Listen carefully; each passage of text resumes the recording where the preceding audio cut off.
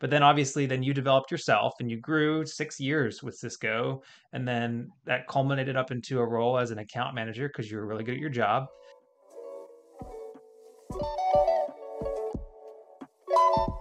You're managing 34 accounts. You're responsible for revenue forecasting. You're doing interfacing between all your support groups. I mean, you did a lot of things in this account manager role. What was the switch that you made from sales engineering to then account management? What was that like for you?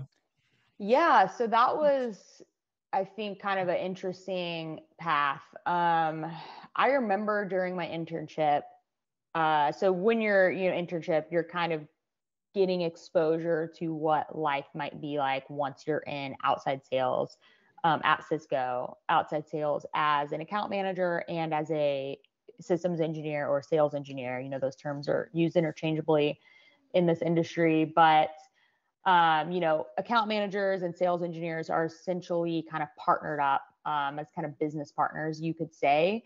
And you have the account manager that manages the strategic relationship with usually the C-level executives within a client account. And then you have the engineer who is working really closely with the engineering teams and working on the design for all the IT infrastructure projects and any IT refresh projects. And you're working more on kind of that technical side. And I remember as an intern, I, worked with the account manager interns and was just kind of like, man, this just seems so much more fun.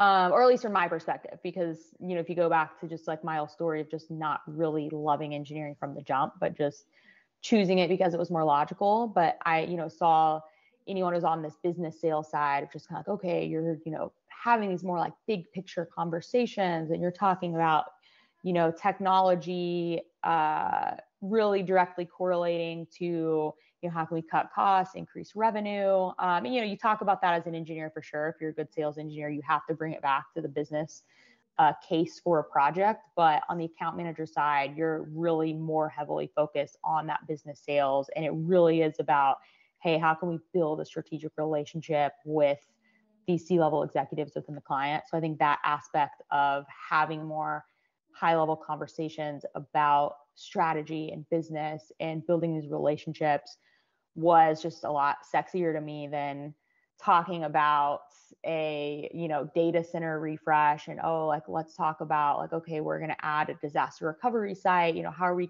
going to connect that back to the HQ network? And, okay, we have to make sure it's secure. Let's talk about like which cybersecurity protocols we need to have in place, which products solve this fit. And it just kind of got to the point where I was like, I just really don't like getting in the weeds with the tech, and just didn't really find myself wanting to get more technical as well. And so I kind of realized early on that being an account manager was like the end goal for me. But I also saw it as like, okay, if I go through an engineering path in this tech sales world, almost no account managers have any sort of technical background. They might understand at a high level what this switch is versus this one, or how this router might fit into a customer's network compared to another, but they don't really know the technical aspects as much. So I also kind of saw it as like, okay, if I do want to be an account manager, having a technical background is going to make me a way more effective account manager, and I'm going to be able to sell things more effectively. I also will be able to gain way more credibility with C-level executives and my clients because I have an engineering background and they know that I know the tech. So I, really saw this path of engineering at Cisco as a way to benefit my kind of career in the long run if I was going to go down this account manager path. So that really was, to me, like me meeting my ultimate goal within my career at Cisco. And it was great while it lasted. It Ah, was, you yeah, enjoyed it.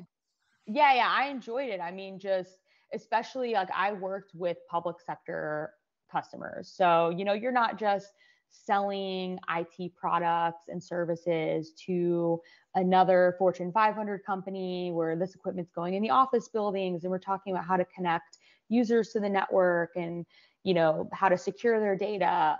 It was actually talking about how can we use Cisco's technology to actually make an impact on citizens' lives. So if I'm Wow, working that's with a cool. city government, or I had one customer that was a port, so dealing with the port authority, where it's kind of like, okay, how can we increase the number of transactions at the container terminals using Cisco technology? And then if we increase the number of transactions in and out of the terminal, that can directly correlate to more GDP for the state of Texas. So like actually having those strategic conversations and actually thinking about technology that can make an impact on people's lives. So I think this public sector world I was in, of working with those customers, that was kind of the major selling point for me. And I worked with public sector customers the whole time I was at Cisco. That's cool. Thank you for doing that, by the way. As a citizen of Texas, a former citizen of Texas, I appreciate you increasing her GDP and hopefully lowering the taxes that I had to pay as a resident. Yeah, I don't know if I did that, but at least those are some conversations that were had. But you Hey, know, don't hey, give I me any mean, credit there. I think things could still be way better. I'm not saying that I am the reason why Europe has more natural gas and are less reliant on the Russian government, but I'm not saying that I'm not part of the impact on that. I kind of did something related to that. I'm just saying, you're welcome, Europe. You're welcome. Yeah, yeah, you're Okay. welcome, guys. Thank you so much for watching this segment of the Engineering Success Podcast. If you liked it, make sure to check out the other videos down below that are recommended to you. And if you really like the podcast, make sure to subscribe right down there in the middle. We really appreciate it. It's free to you and helps us a lot out. And last but not least, the best way to help the show grow is to comment down below. So leave your comment if you have any thoughts about this segment. Thanks. Payments, still playing in the basement while I'm working on arrangements. They heard the kid in 50 countries, thank God that's amazing. But I'd rather thank Spotify, they put me on the station.